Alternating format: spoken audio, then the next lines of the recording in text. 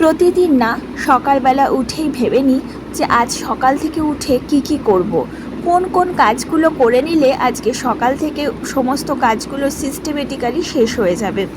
তো সকালবেলা উঠেই আজকে রান্নাটাই করে নিয়েছি, প্রতিদিন সেটাই করি।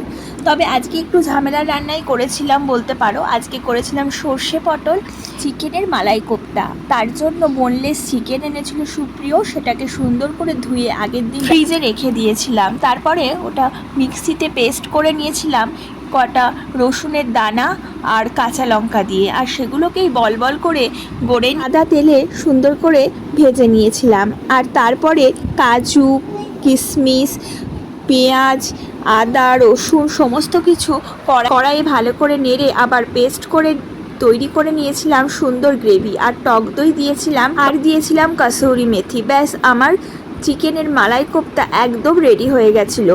শুধু ফ্রেশ ক্রিম ছিল না, ফ্রেশ ক্রিমটা না থাকার জন্য ওটা দেওয়া হয়নি। তো আজকে সকাল 8:30টার মধ্যেই লাঞ্চ একদম রেডি।